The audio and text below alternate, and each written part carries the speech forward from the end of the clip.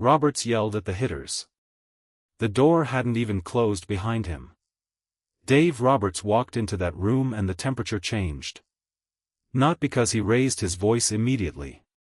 Not because he slammed anything down or made any dramatic gesture that would later be described in careful, diplomatic language by the people who were there.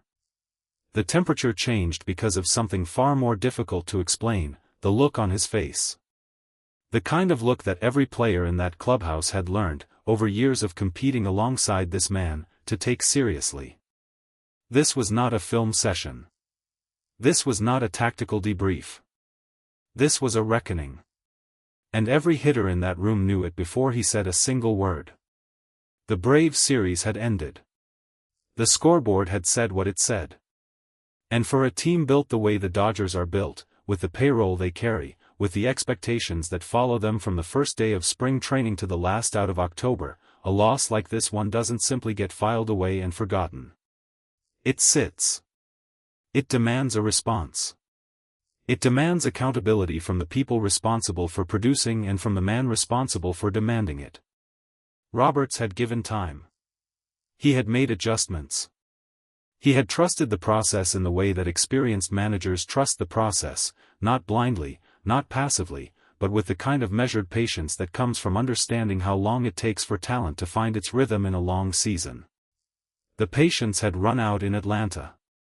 Two names had been coming up in those internal conversations for longer than the front office was comfortable admitting publicly. Two hitters whose presence in the starting lineup had become a question that kept returning no matter how many times it was set aside.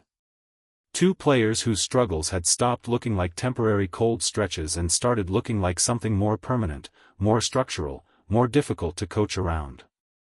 After the Braves' loss, the question wasn't asked anymore. It was answered. Roberts made it official. The two underperforming hitters were out of the starting lineup. Not temporarily. Not with the soft language of a day-to-day designation or a lineup adjustment that leaves the door slightly open. Permanently.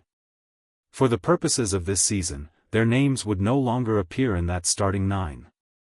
The message was delivered clearly. The kind of clarity that leaves no room for misinterpretation, no gray area to take comfort in, no polite ambiguity to hide behind. You are done here. But before any of that became the story that reached the outside world, something else happened inside that clubhouse. Roberts spoke to the hitters. Not calmly. Not with the measured, press conference version of himself that the cameras and microphones have come to know. He raised his voice.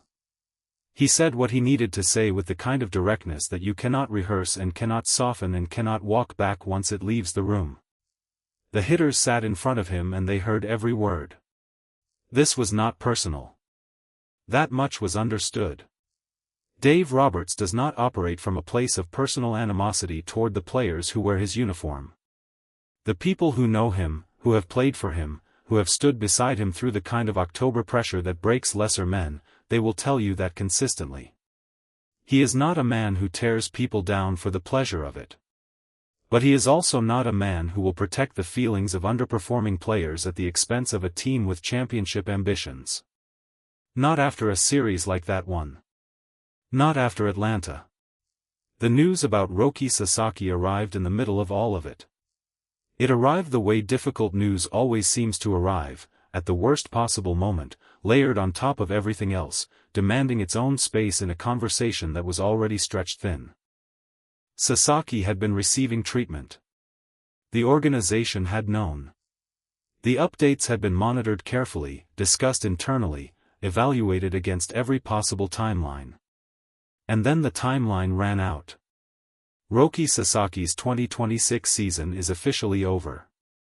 The words carry a particular weight when you consider what Sasaki was supposed to mean for this rotation. When you consider what the Dodgers had planned around him, what his presence was supposed to provide in the innings that matter most, what his development this year was supposed to represent for everything that comes after. He is young enough that this is not the end of a story. Everyone inside that organization understands that. He will be back. He will pitch again. The arm will heal the way arms heal when they are given the time and the care they require. But this season, this specific, irretrievable season, is gone. And for a rotation that has already been tested by injury and absence and the kind of depth challenges that even the Dodgers' resources cannot fully solve, losing Sasaki officially and permanently is not a small thing. It is a reshaping. It is another moment where the people responsible for building this team must look at what they have, not what they plan to have, and make something work. Freddie Freeman found out the way most of the world found out. And his reaction, by all accounts, was not subtle. Shocked is the word that keeps appearing in the conversations that followed. Not surprised in the way that people are surprised by things they half expected anyway.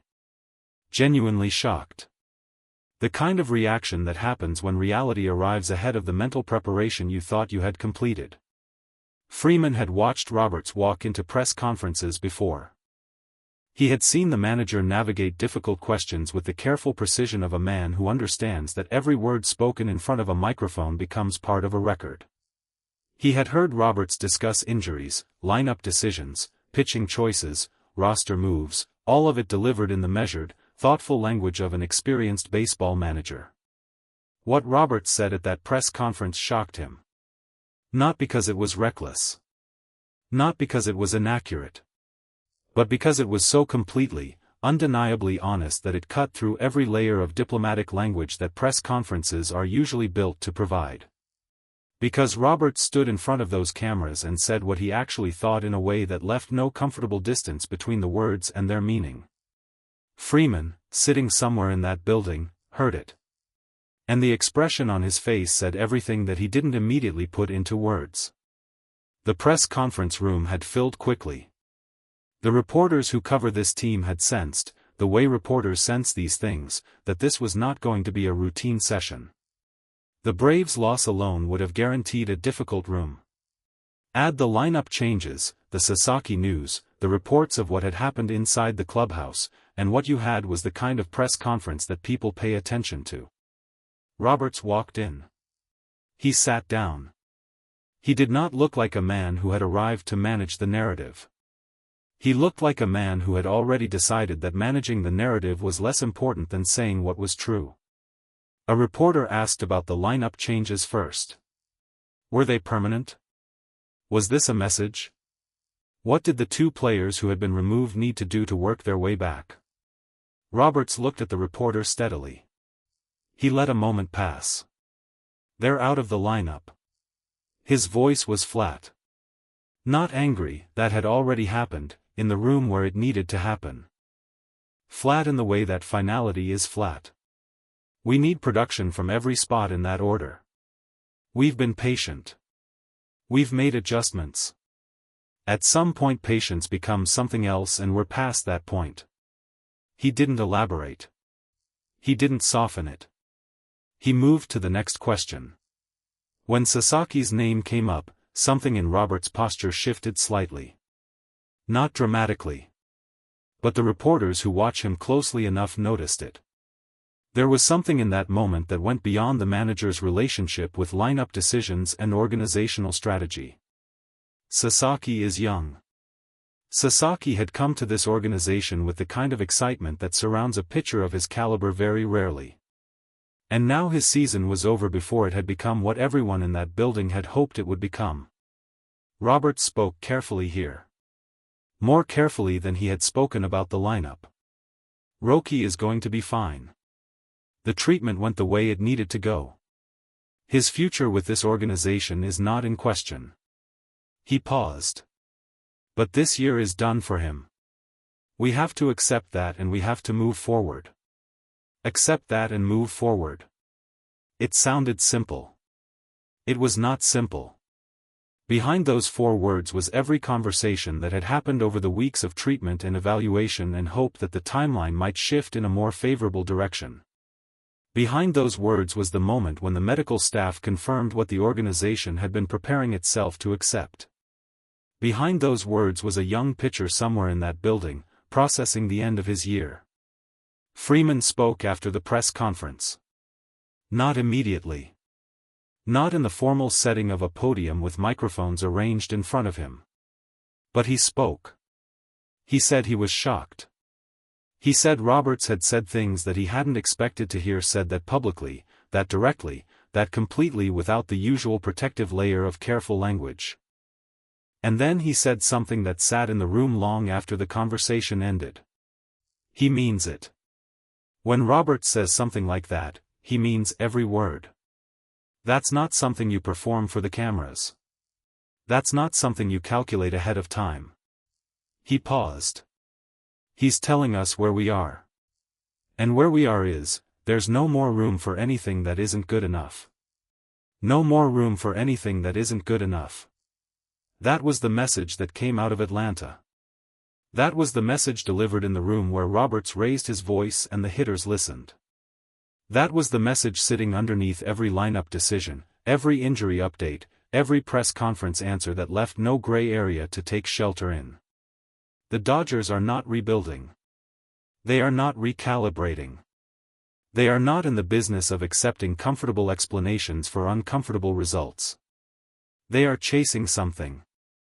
And the people who cannot keep up with that chase, regardless of their contract, regardless of their reputation, regardless of how much was once expected of them, will be left behind. Roberts made that clear. In the clubhouse. At the podium. In every word that shocked Freddie Freeman and every word that didn't surprise him at all. There is no more room. The Dodgers move forward.